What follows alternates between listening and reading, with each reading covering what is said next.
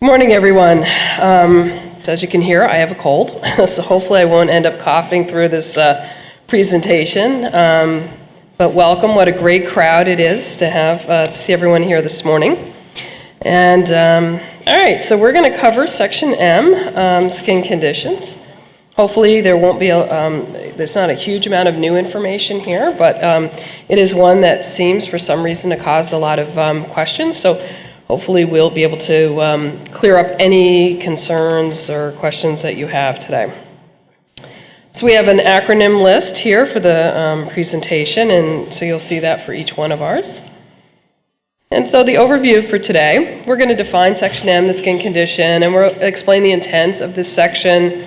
We'll talk about new items or changes. We'll discuss coding instructions and items, and we certainly will do quite a few practice coding scenarios. The objectives by the time we're done with today's program is you'll be able to state the intent and the changes to Section M. We'll describe the new pressure ulcer injury quality measure, articulate the purpose of the new wording and any implications for coding around that, and then certainly apply the coding instructions to accurately code the practice assessments. So the intent is to document the presence or appearance and change in the status of pressure ulcers/injuries based on a complete and ongoing assessment of the patient's skin guided by clinical standards. And it will promote effective pressure ulcer/injury prevention and skin management program for all patients. And we know that a pressure ulcer or injury is a localized injury to the skin and or the underlying tissue, usually over a bony prominence as a result of pressure or pressure in combination with shear and or friction.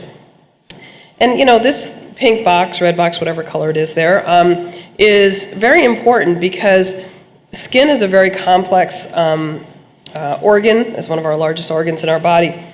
What we find is varying healthcare providers, especially nurses who are caring for patients on a regular basis, we can have diabetic ulcers, we can have peripheral vascular ulcers, we can have arterial ulcers, and then of course we have pressure ulcers and injury. And we need to be able to discern what we're looking at.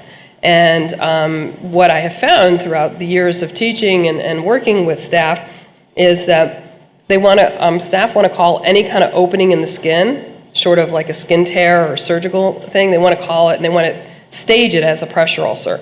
So I think one of the big takeaways, and if you've heard me speak on this before, is one of the biggest things that you can do to help to have accurate information going into your assessment is to ensure that all your staff, anyone who might be documenting or certainly coding on the assessments, understand what they're looking at and then appropriately identify it and code it. Because you don't want to certainly take credit for a pressure ulcer if it's a diabetic ulcer or it's a peripheral vascular ulcer or something else. So we're going to talk about changes in skin integrity in post-acute care and pressure ulcer. So M0300 item will be used to calculate the new quality measure, changes in skin integrity post-acute care, pressure ulcer injury with data collection beginning on July 1st, 2018 for the long-term care hospitals, or the LTACs, and October 1st, 2018 for the IRFs, or the Inpatient Rehab Facilities. For this measure, an ulcer is considered new or worsened at discharge if the discharge assessment shows a stage 2 through 4, or an unstageable pressure ulcer that was not present on admission at the same stage, or for example, M0300B1 through 300B2 greater than 0. So it's a change in the status. So here you have the numerator definition. It is stays in the denominator in which the discharge assessment indicates one or more new or worsened stage 2 through 4 pressure ulcers or unstageable pressure ulcers compared to admission. So that's what we're going to include in our numerator. And then our denominator, our patient stays with both an admission and a discharge assessment. So you need to have both to be included in this measure. And with a planned or unplanned discharge, except for those that may meet any exclusionary criteria.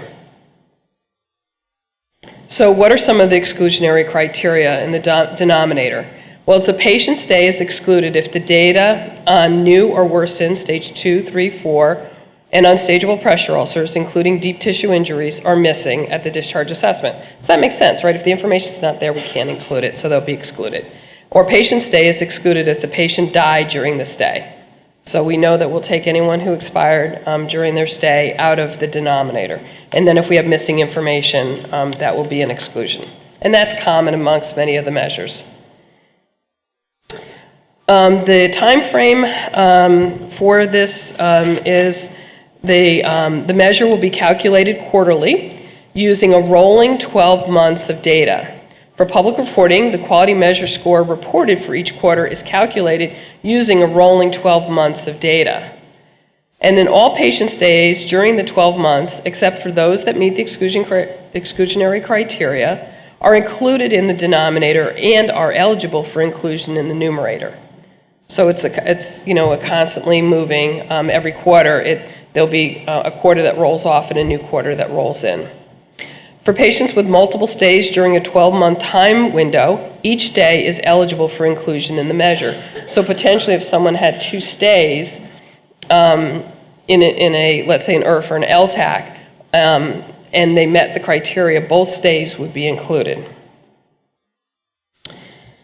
Items from the admission assessment used to risk adjust this quality measure include the functional mobility admission performance, so GG 0170, mobility, lying to sitting on the side of the bed. So this is allowing you to have some risk adjustment here. Bowel continence, so H0400, bowel continence. These make sense, right? So if I'm more dependent in my mobility and I have issues with my bowel continence, that certainly can be a risk adjuster. And then I0900, peripheral vascular disease, or peripheral arterial disease, so PVD or PAD, or I2900, diabetes, so certainly we know that diabetes can be a risk factor. And then we have low body mass index based on height and weight, so K0200A, the height, and then K0200B, the weight.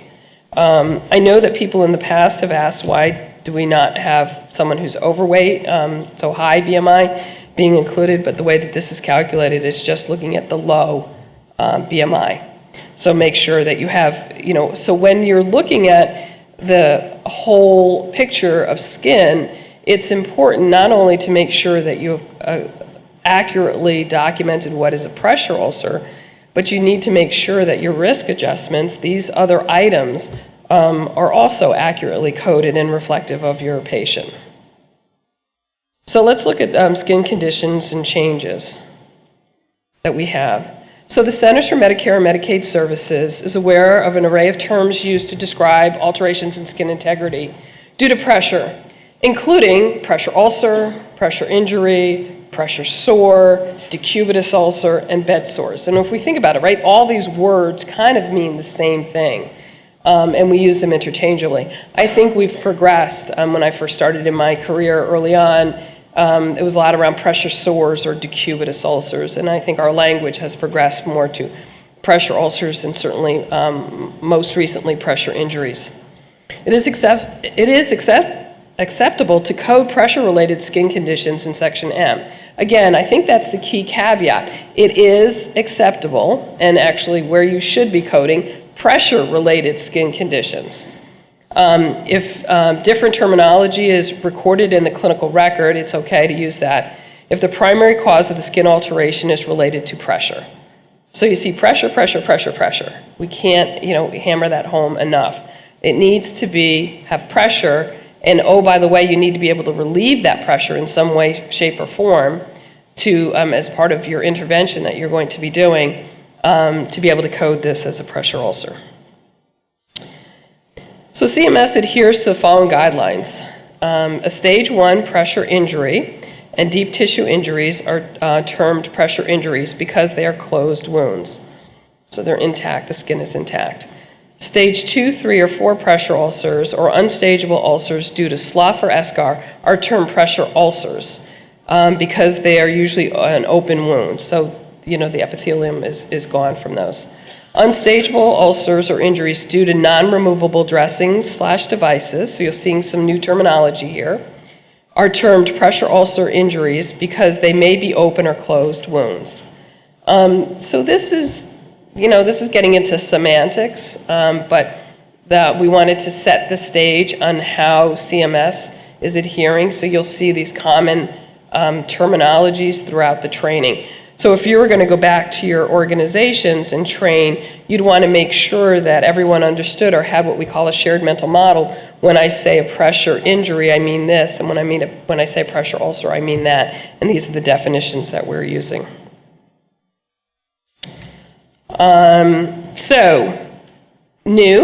The term injury has been added to the item M0210, M0300, 300A, 300E, through 300E2, and M0300G through G2. So when you would go out and look at your assessment forms, they're going to look very, very similar, almost exactly to what you had already, but now we have that kind of slash, so we have ulcer/injury added to the assessment items. So the term device was added to M0300E and E2. So it used to say unstageable due to non-removable dressing, used to be the way it is, and now we added device, because a device could be a cast, it could be a splint that you can't remove. And so people were struggling, well, it's not really a dressing, it's a device. So now we've clarified it by adding the word device to this. So we also, CMS, removed the term suspected deep tissue injury in evolution and replaced with a deep tissue injury in item M0300G and M0300G1. So now it says unstageable deep tissue injury instead of suspected deep tissue injury. So you will see these changed in your forms. M0800A through F, worsening and pressure ulcer injury status since admission items have been removed. So that whole section is gone, will be gone, so you're not having to answer those questions. And now we have the coding guidance and coding scenarios. So now we'll just kind of get into the facts. So we level set on the language changes and some of the things that have been words or additional words that have been added to help guide your coding. Now we're going to talk about the actual coding guidance. So M0300, the current number of unhealed pressure ulcers or injuries. So the admission assessment, M0300A1 through G1, identifies the number of unhealed pressure ulcers/injuries at each stage. And then it establishes the patient's baseline assessment. And remember, when we talk about this assessment, we want it, especially skin, as soon as we can, as close to literally admission to your organization or into your facility. Then the discharge assessment for the LTAC for planned and unplanned, M0300 A1 through G1, identifies the number of unhealed pressure ulcers or injuries at each stage, and M0300 A2 through G2 at the time of discharge identifies if the unhealed pressure ulcer or injury in M0300 A1 through G1 were present on admission, or if the pressure ulcer or injury were acquired or worsened during the stay. So this is that comparison. What did they have when they came in to our organization, and what do they have now at discharge? And we use documentation from previous settings to inform about the original stage of a pressure ulcer injury. So if someone had an acute care hospitalization or an extended stay, it would be very important. You may have a wound that appears to you to be a stage 3 or maybe potentially even a stage 2, but it was originally staged as a stage 3 or potentially a stage 4. And remember, we don't reverse stage, right? So if it is a stage 4 and you have documentation from the previous setting that that exact injury on that right hip, there's my right hip, was a stage 4, and what it appears to you, it is still a stage 4, right? Because it's just a healing stage 4. So it's important to make sure that you review the discharge information from the previous setting to make sure that that establishes the stage of what you have and what it might be looking like. Review the history of each pressure ulcer or injury in the patient's medical record. I would spend the time to do this. I'd want to make sure you understood if they're coming into your organization with a wound, a pressure ulcer, that you understand exactly what its deepest anatomical stage was. So we were going to look at the deepest, determine the deepest anatomical stage. And again, it may present differently when you're looking at it as at its worst stage. Identify unstageable pressure ulcers or injuries, and they could be unstageable due to a dressing or device. It could be unstageable due to slough or eschar. And for the discharge assessment, determine the number of pressure ulcers or injuries that were present on admission. And we're going to actually go through quite a few scenarios, and you'll get to be able to practice these. This is just a screenshot of the current number of unhealed pressure ulcers or injuries at each stage. And so I think this should be common to you, and this is just letting you look at that, where you'd be coding this. So M0300A1 through G1 are coding instructions. So the IRF and LTAC, it's completed at admission and at discharge. So again, you don't probably want to wait till day 3, day 2 or day 3 to do your skin assessment. Skin is really important, and you want to make sure that you're getting in, you're taking a good look at someone's skin. You want to compare it to the discharge paperwork that came over, and then you want to code exactly what you're seeing on the patient's skin. LTACs, it's A0250 equals 01 admission, or 10 planned discharge, or 11 unplanned discharge. And what you want to do is enter the number of pressure ulcers or injuries at their current, that are currently present, and enter 0 if no pressure ulcer or injury are present. So if you go through and someone has one stage 4, you're going to enter 0 for stage 1, 2s, and 3s, and you will say that they have one stage 4 pressure ulcer. And then this is just a screenshot, and we are actually, again, going to go through some of these when we do our coding scenarios, and it's the current number of unhealed pressure ulcer or injuries at each stage at discharge. And so what it's going to say to you is, what did I have at admission? What do I have at discharge? Of those that I had at discharge, how many were present upon admission? And then here we have the current number of unhealed pressure ulcers or injuries at each stage at discharge continued. And these are going through your non-removable dressings, your eschar, and slough. So combining those together gives you the whole section M that you're going to be coding. So M0300B2 through G2, the coding instructions here for IRF and LTACs, you're completed only at discharge. And this is A0250 equals a 10, a planned discharge, or 11, an unplanned discharge. You're going to enter the number of pressure ulcers or injuries that were present on admission, and you can look at your instructions starting on M4 under steps for completing M0300A through G. And then step 3, determine present upon admission. And then enter 0 for no pressure ulcers or injuries that were noted at the time of admission. Okay.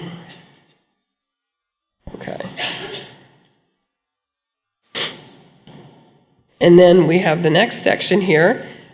So the present upon admission, so M0300B2 through G2, the present on admission items, M0300B2 through G2, are coded at discharge.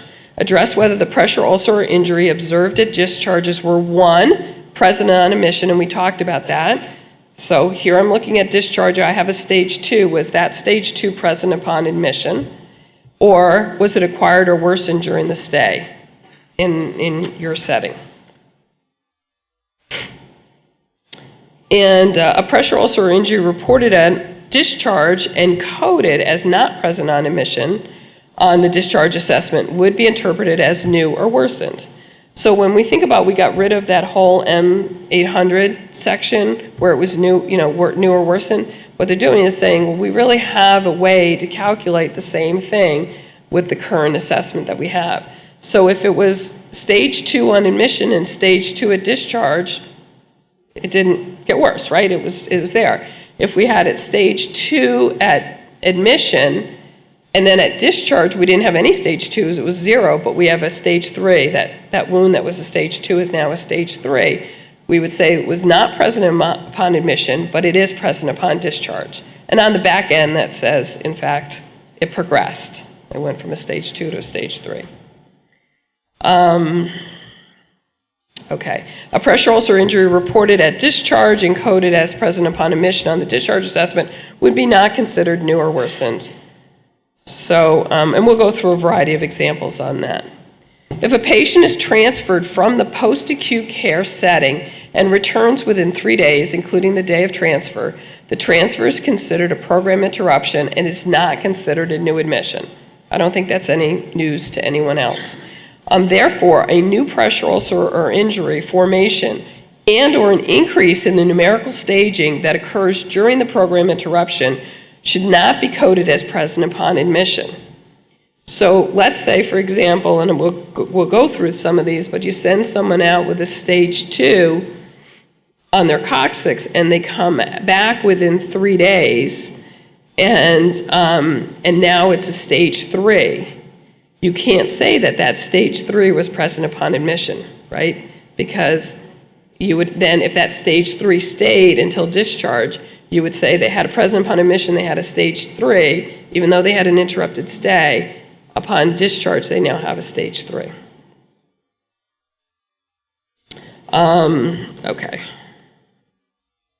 So we're going to go through some coding scenarios. Now, there is, within your packets, there is a little packet saying Section M, Skin Conditions and Practice Coding Scenarios. If you can pull that out, that will be very helpful for you as we go through these.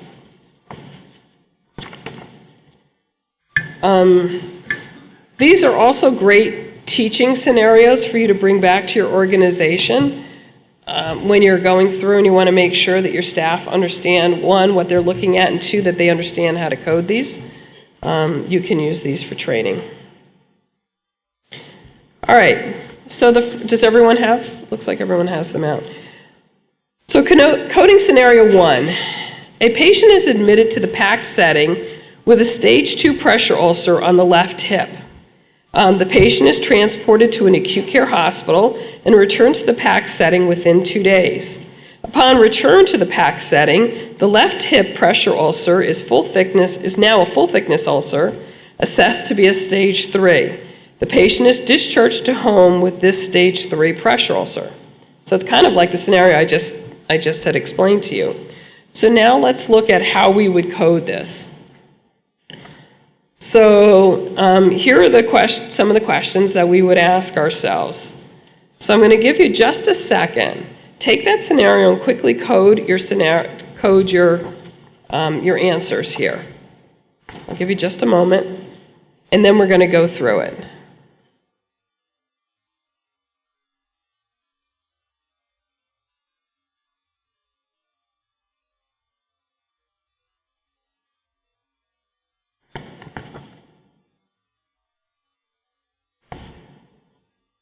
All right, we ready? So let's go through. And the number of, how many, an M300B1, number of stage 2 pressure ulcers at admission. How would we code that? 1? Okay, great. So we had 1 stage 2 pressure ulcer. All right, now at discharge, how many stage 2 pressure ulcers do we have at discharge for this patient? 0, correct. We have 0 pressure ulcers. Now, the next question is the number of these stage 2 pressure ulcers that were present upon admission. 1, I'm hearing.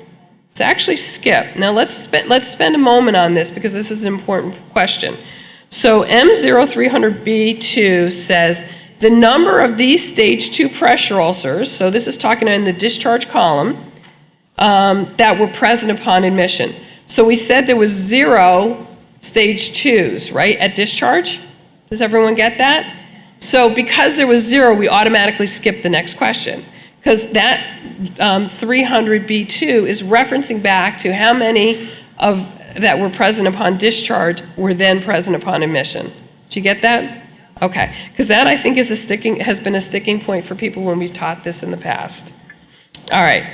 So the next question is, The number of stage 3 pressure ulcers present upon admission. 0, right? We didn't have any stage 3. We had the one stage 2. That's correct.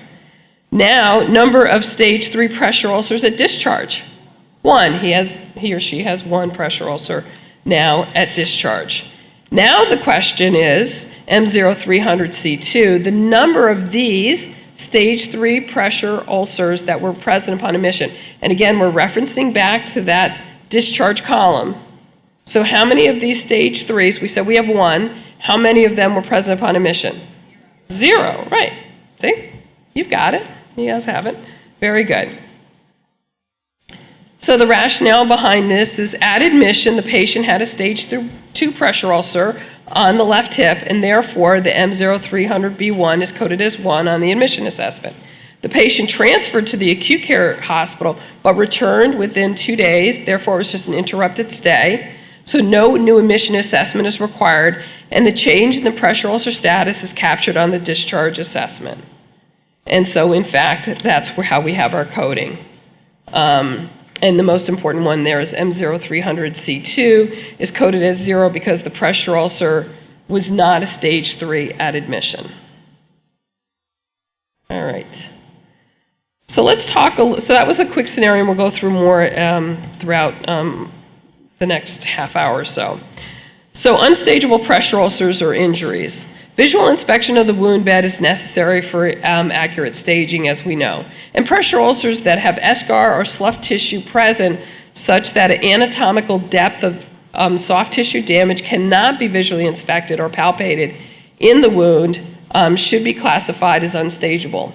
So, in kind of a caveat to this, you could have a wound that could be 95% covered with slough and eschar. But that little section that you can see bone, then what do you know it to be? A stage 4, right? Because you don't need to see the rest of it. You can see bone or tendon, you know it's a stage 4. But if you couldn't tell, then you would have to say that it is unstageable due to slough or eschar. If the wound bed is only partially covered, and we talked about this, eschar, slough, and the extent of the soft tissue damage can be visualized and expected or palpated, the ulcer should be numerically staged and should not be coded as unstageable. So you may find a wound that has some slough or eschar, but you really can get a good visualization and you can palpate it and you have a good understanding of what the wound is presenting as. You can then go ahead and stage it at that wound. But remember, the caveat here is if the patient is coming from another setting and that wound was at a greater level in the prior setting, it could be an evolving or healing wound, and you always want to keep it at its worst stage. So that wound, so that's the one caveat. And I think sometimes people forget that. They go to tunnel vision and they look at just what they're looking at, and they're not paying attention to what the wound was assessed in the previous setting. Okay, so let's go through another coding scenario here. Let me just get my paperwork. So if you turn over, you have coding scenario 2, and the key components of this are on top. So here in this scenario, we have a patient who's admitted to the PAC setting with a stage 4 pressure ulcer on their left hip. When the pressure ulcer is reassessed at discharge, it is entirely covered with eschar, and the wound bed cannot be assessed. The patient is discharged with an unstageable pressure ulcer due to slough or eschar. So let's go ahead and let's start coding this patient. So we can follow along. The number of stage 2 pressure ulcers present upon admission, 0. The number at discharge, 0. So the number of these stage 2 pressure ulcers that were present upon admission, well, it's a skip, okay? And you know what, you wouldn't need to know this because if you're putting this into a computer program, it's automatically going to skip it for you, just so you know. All right, the number of stage 3 pressure ulcers, 0. The number of stage 3 pressure ulcers at discharge, 0. The number of stage 3 pressure ulcers that were present upon admission, skip, right? Now, the number of stage 4 pressure ulcers present upon admission, 1, right? So patient came in with a pressure ulcer, a stage 4 pressure ulcer. The number of stage 4 pressure ulcers on discharge, 0. And so this is little caveat here. The number of these stage 4 pressure ulcers that were present upon admission. It's a skip, remember, because it references back up to discharge. So if I don't have, so know that if you have a 0 in the column in the previous question in that, the next answer will be a skip because you don't, of these, and your of these is 0, you're going to skip this answer. Now we continue on and we look at the number of unstageable pressure ulcer injuries due to non-removable dressing or device. Do we have any of those? No, so that's 0. How about at discharge? No. The number of these unstageable pressure ulcers due to non-removable dressing that were present upon admission? Skip, right? Because we said it's 0. Now the next question is the number of unstageable pressure ulcers due to slough or eschar. Right? We didn't have any of those at admission, but how about at discharge? 1, right? We have 1. And then the next question is the number of these unstageable pressure ulcers due to slough or eschar that were present upon admission. 0. So everyone got that one? Okay. I will tell you I struggled a little bit with this because a stage 4 is the worst that a wound can get. And I'm sure that that's a question, so I'm going to put it out there because I'm sure that's a question that you all have. But for the coding guidance here, if the wound becomes covered completely with slough or eschar, CMS wants you to code it as unstageable due to slough or eschar. All right, so that would be the one caveat. For stage 4, that was the one I struggled with a little bit. I just wanted to put that out for you. So when you go back to teach your staff, they may say, well, that for me, I'm struggling with that. I know it's a stage 4, but for coding purposes, they want to know what you're looking at that point in time. So, all right. So the rationale for this is at admission, the patient had a stage 4 pressure ulcer on the left hip. So the M0300D1 is coded as 1 on the admission assessment, and you guys did a great job with that. And the stage 4 pressure ulcer on the left hip developed eschar and is unable to be assessed and numerically staged on discharge. So M0300D1 is coded as 0 on the discharge assessment, and D2 is coded as skip on the discharge assessment. I'm sorry, that should be coded as 1 on the discharge assessment. And then, because you have slough or eschar, and then 0 on discharge. So the rationale, the stage 4 pressure ulcer on the left hip is entirely covered with eschar, and the wound bed cannot be assessed. The patient is discharged with an unstageable pressure ulcer due to slough or eschar. So then that was M0300F1 is coded as 1, and F2 is coded as 0 on discharge. So let's talk a little bit about non-removable dressings or devices. So non-removable dressings or devices refer to a dressing or device that may not be removed from the patient per physician orders. So this could be any number of a primary surgical dressing, it could be whatever. So you want to make sure that you have, it's per physician order, that you can't remove that. Not that it's just time, I need to wait 3 days to remove something. But if you have a physician order, you can't remove it. Another key point is there's a known pressure ulcer or injury covered by the non-removable dressing device should be coded as unstageable. So you have to have 2 things happening here. One, you need to know that there's an injury under the device and or dressing. And then you have to have a physician order that says you can't take that device or that dressing off to assess it. So this is not guesswork. If the person comes into you with a cast or a non-removable dressing and you have an order, but it says nothing about there being some sort of injury or pressure ulcer underneath it, then you have to assume there's nothing underneath that dressing. These pressure ulcer injuries are considered unstageable due to the inability to further assess and document the pressure ulcer injury that is covered by the non-removable dressing or device. So from training perspective, that's a key point. You need to know that there's something under it when they come into you for you to be able to code this section. Known refers when documentation is available indicating that a pressure ulcer or injury exists under the non-removable dressing or device, which is what I just said. And then presence of the pressure ulcer injury should have been previously documented in the patient's medical record. Does that make sense, right? So this just goes on to show how important it is for staff to read through any kind of discharge information sent to you. Or I know in some of the settings, I think it's IRF, where they actually go out and do an assessment, pre-assessment, prior to them coming in to admission, and you can use some of that data also. So let's look at coding scenario 3. A patient is admitted to the PAC setting with a pressure ulcer or injury. This ulcer injury is covered with a non-removable dressing, and therefore this pressure ulcer injury is unstageable. On day 5 of the stay, the dressing is removed by the physician, and assessment reveals a stage 3 pressure ulcer.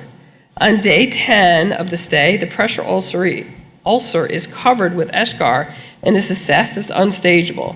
The eschar-covered ulcer is unchanged at the time of discharge. Now, this is a little bit more of a complex scenario. Again, it's written on the top of your coding scenario, so as we move through this, and you want to reference back what are the key points that I just said, you have them on the top of your coding scenario. So let's go through this. So now we're going to assess this patient. Number of stage 2 pressure ulcers upon admission, 0. The number at discharge, okay. The number of stage 2 pressure ulcers that were present upon admission, you're going to skip it, right? Remember, because that goes back. There was 0 above on discharge, so we're going to skip.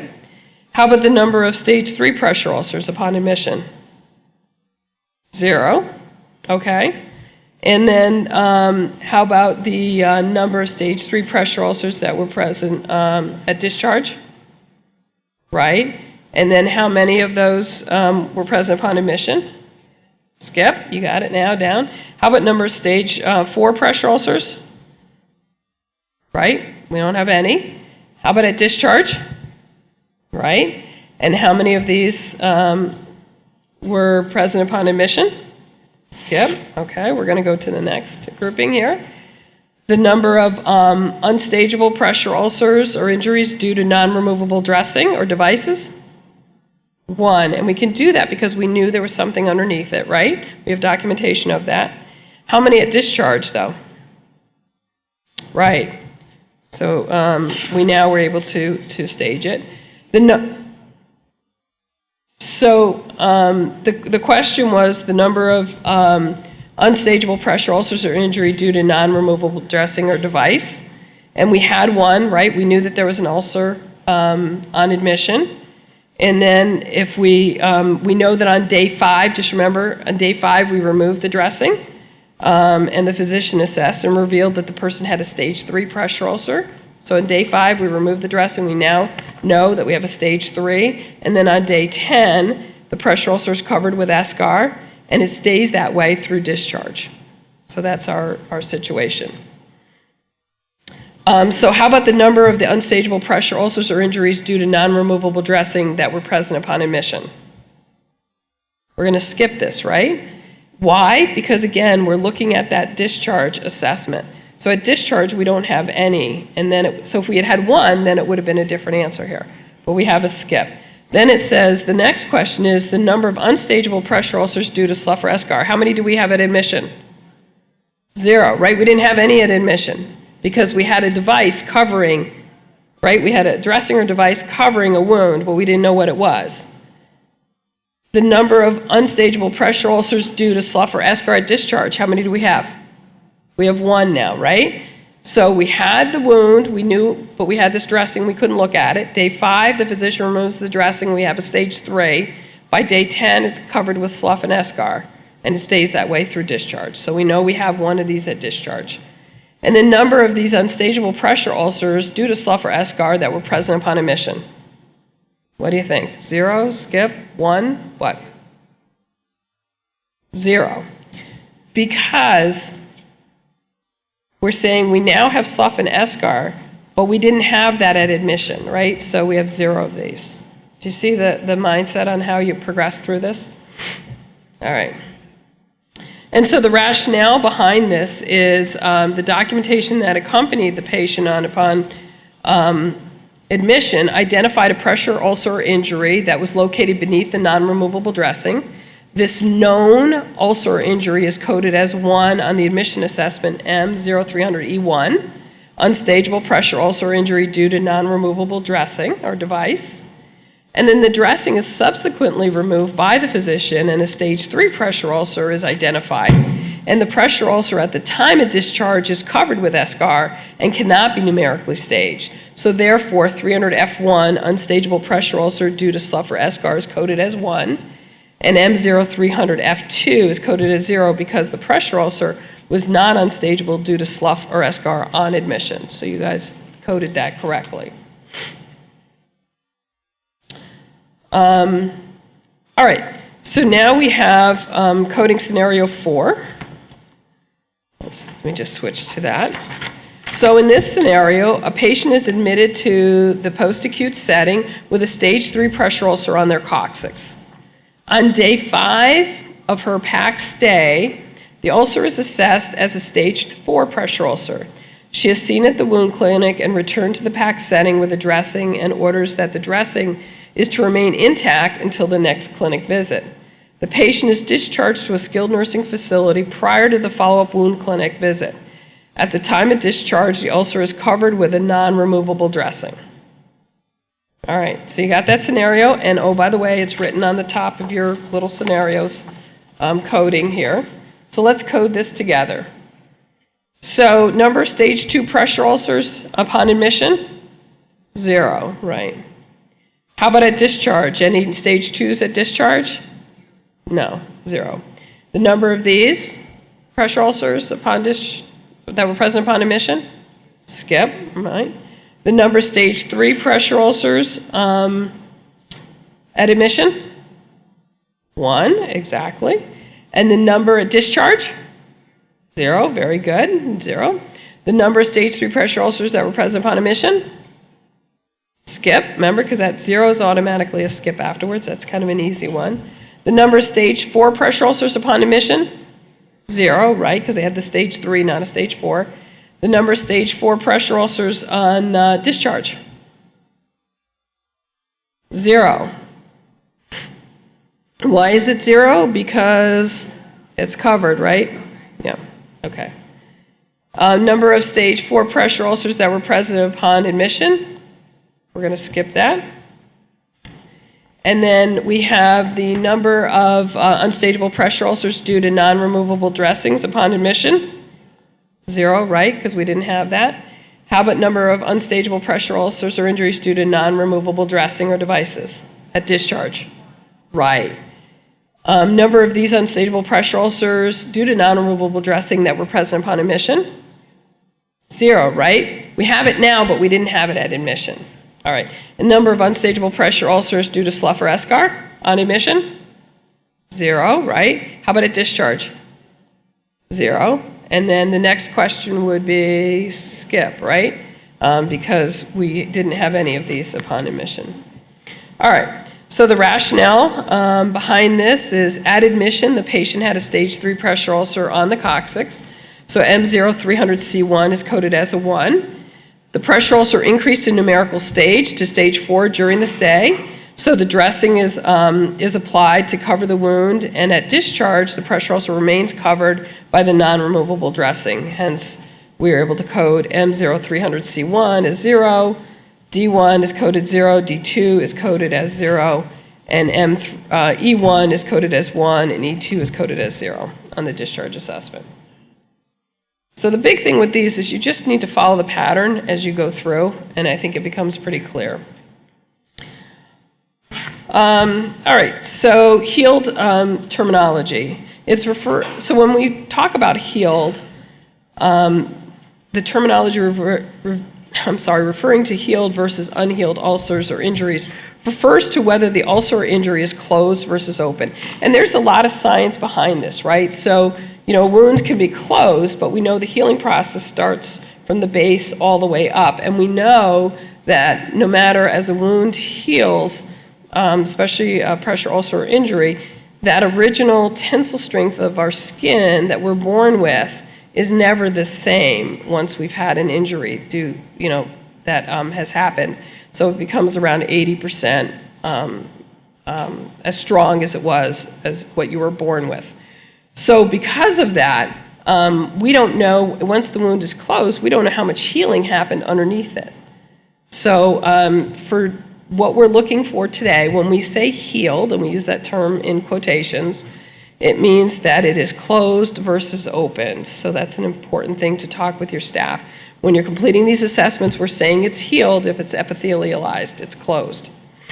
Stage 1, pressure ulcers or injuries, deep tissue injuries, and unstageable pressure ulcers, although covered with tissue, eschar, or slough, would not be considered healed. So, and that makes sense because if we have a deep tissue injury, it can still evolve. We don't know exactly what's going to happen, and we don't know how involved the tissue damage is underneath it. So really what we're looking at is a open wound that then epithelializes and closes, and so has an epithelium across it, and then we're going to say, okay, according to this, then it is healed. So coding scenario 5. Let's look at this. The patient's skin assessment on admission to the PAC reveals no pressure ulcers or injuries. On day 5, the patient record identifies a stage 2 pressure ulcer on the right elbow. On discharge, the patient's skin assessment reveals a healed stage 2 pressure ulcer on the right elbow. So they came in with nothing. They developed a stage 2 on day 5, and then at discharge, it's healed. How are we going to code this one? So M0210, unhealed pressure ulcers or injuries. So on admission, do we have any unhealed pressure ulcers or admission in this case? No, so 0. And then on discharge, do we have any unhealed pressure ulcers or injuries at discharge? No. So in this scenario, they got something, they came in with nothing, it was probably very superficial, you identified it, treated it, healed it before discharge. So 0, 0 on this scenario. So, and I think I just basically covered this. Therefore, M0210 would be coded as 0, and M0300 would be skipped or 0. So there's no injury here. So now let's look at coding scenario 6, because we've got a couple of scenarios left to do. We'll try to get through. We got 2 scenarios. Okay, so coding scenario 6. In this scenario, a patient is admitted to the PAC setting with a stage 1 pressure ulcer on their coccyx. The skin assessment of the tissue surrounding the injury on day 6 is consistent with a deep tissue injury. This deep tissue injury remains intact at the time of discharge to home 3 days later. So they're admitted with a stage 1 to their coccyx. Then the skin assessment of the tissue surrounding that injury on day 6 is consistent with a deep tissue injury, and then they're discharged with the skin looking the same way. So let's go ahead and code this. Number of stage 1 pressure ulcers on admission. Okay. How about at discharge? Right. The number of stage 2 pressure ulcers. Right. And how about at discharge? Yep. And number of the stage 2 pressure ulcers that were present upon admission. Skip. How about at stage 3? On admission. How about at discharge? Right. How about the present upon admission? Skip. Right. We got into this pattern. Number of stage 4 pressure ulcers. 0. Discharge. 0. And then of these, we're going to skip. Right. All right, now, number of unstageable pressure ulcers or injury due to non-removable dressing on admission or devices, 0. How about at discharge? No, we didn't have any, and so we're going to skip the next question. The number of unstageable pressure ulcers due to slough or eschar on admission, we didn't have any of those, right? So that was 0. How about at discharge? Did we have any due to a slough or eschar? No. We had a deep tissue injury, right? We didn't have slough or eschar. Okay, and the number of these pressure ulcers, so this would be an automatic skip. Now, the number of unstageable pressure ulcers or injuries with deep tissue injury, on admission, do we have any? No. How about a discharge? Yes. And then how many of these were present upon admission? 0, right? You guys got it? Very good. All right. So the rationale is at admission, the patient had the stage 1 on the coccyx, and the subsequent skin assessments determined that it went to a deep tissue injury, which remained until discharge. So hence how we coded that section. So medical device-related pressure ulcers, when an ulcer device when the ulcer injury is caused due to the use of a medical device, assess the area to determine if the pressure is the primary cause. And these ulcers or injuries generally conform to the pattern or shape of the device. So you get this kind of unusual thing on the calf, let's say, and they've got an AFO or they have some other type of splint, and you look at it and you're like, wow, it's exactly where it lays and it's right at that same shape. And so you can say, all right, it appears that this is pressure related to the device. If the pressure is determined to be the primary cause, use the staging system to stage the ulcer injury and code in section M of the long-term care data set or the IRF-PAI. If the ulcer injury is not due to pressure, do not code it in section M. Where you're going to probably get into the problem with these are someone who has an edematous leg, they may have some peripheral vascular or peripheral arterial disease. That does not mean that any ulcer on the lower leg will be a stasis ulcer. You could, in fact, still have an ulcer or an injury related to a device. So you need to be the detectives. If you said, gee, this injury seems exactly at the top of their splint or exactly, right at their ankle where we're putting some sort of special shoe or whatever on, and you can correlate the two, and you would say, I've got to change, either remove this device or remove this splint to allow this to heal, then you can say that it's pressure related. So you have to be a little bit of a detective to determine if it is pressure related. So let's look at coding scenario 7. A patient is admitted to the PAC with a right ankle foot orthosis or an AFO to compensate for weakness in a foot drop. On the initial skin assessment, the clinician noted a stage 2 pressure ulcer on the right calf that conforms to the shape of the AFO. The orthotist, I can never say that word, is consulted and the AFO is adjusted. The ulcer heals before discharge and no other pressure ulcers or injuries are present. So they went ahead and they said, you know what, we have this injury, it aligns exactly with where the AFO was. We think it's directly related to pressure. We're going to have come in, there were some adjustments made, and so we are in fact going to code this as a pressure ulcer. So M0200, on admission, are there unhealed pressure ulcers on admission for this patient?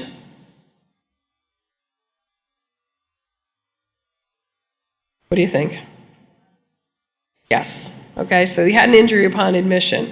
And then on discharge to the patient, how many unhealed pressure ulcers at discharge? Right.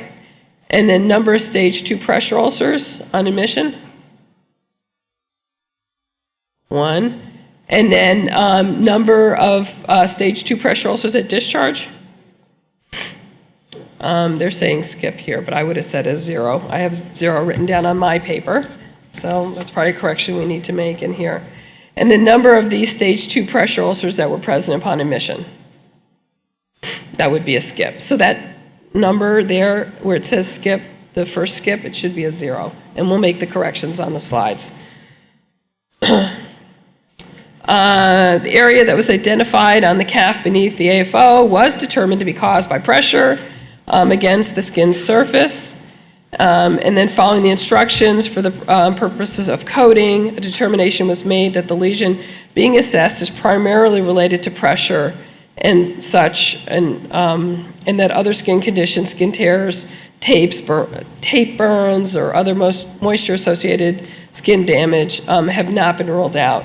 So in this situation, we were able to say, listen, our best judgment, it was the splint that was causing this injury, and it is in fact pressure related. And so the number of stage 2 pressure ulcers coded as 1 on admission, and the ulcer is healed at the time of discharge, and there are no other pressure ulcers or injuries. Therefore, unhealed pressure ulcers or injuries is coded as a 0, and the next item then would be skipped. So we're just finishing up now. So the mucosal ulcers. So mucosal pressure ulcers are not staged using the skin pressure ulcer / injury staging system because the anatomical tissue comparisons cannot be made. Therefore, mucosal ulcers, those related to, let's say, an NG tube, oxygen tubing, endotracheal tubes, urinary catheters, mucosal ulcers in oral cavities, should not be coded on the LTAC care dataset or the IRF-PAI. That doesn't mean we shouldn't identify them. It doesn't mean we shouldn't treat them. It's just that we're not going to code them as pressure ulcers on your assessments. So that's an important thing for people to know. That makes sure that we're not taking any of these types of ulcers and then coding them in Section M. Kennedy ulcers, skin ulcers that occur at the end of life, are known as Kennedy or terminal ulcers. And it's a skin ulcer. These are not captured on Section M, and they're related to tissue perfusion issues due to organ or skin failure. So at the end of life, at the very end, everything is being shunted to our major organs, our kidneys, our brain, our heart, and our lungs. And so you will see the skin tend to get dusky and whatnot. And so it's not uncommon to see the Kennedy ulcer. Evolution and appearance different from a typical pressure ulcer or injury. And the one thing to remember with the Kennedy ulcer, it doesn't mean we ignore it. We clinically go ahead and treat it. We can identify it in our clinical record. We can do all of those things. We just don't count it in this Section M for coding. So in summary, to be inclusive of the updated terminology supported by the National Pressure Ulcer Advisory Panel, the term injuries has been added to Section M headings in the following items, and we went through all of those. And then we removed the term suspected deep tissue injury in evolution and replaced it with deep tissue injury to MG 300G and G1. And to improve clarity, the term device was added to the items for 300E, E1, and E2. And then we removed all of M0800A through F from the assessments. So what are your action plans when you leave here today? You're going to review Section M's intent, the rationale, and the steps for assessment. Review the changes in the language in Section M, and then practice coding on a variety of scenarios with your staff. I think the biggest takeaway here is you got to go back to your staff and you got to make sure that they understand what they're looking at and how to code it. This section is all around subtleties, and once you're confident that your staff understand what they're looking at and how to appropriately code it, you will have then accurate information going into your assessments. All right, we are actually out of time. I'm between you and a break. We will, if you have any questions on what we talked about today, please add them to your Slido, and we will try to answer those questions, and we'll do a Q&A at the end of the day today. Thank you very much.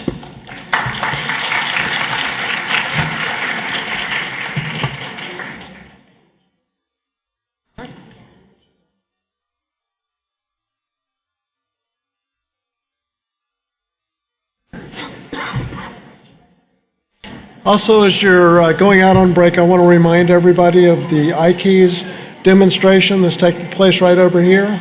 They should be set up now. No, they're not set up yet. Never mind. We'll do it at lunch.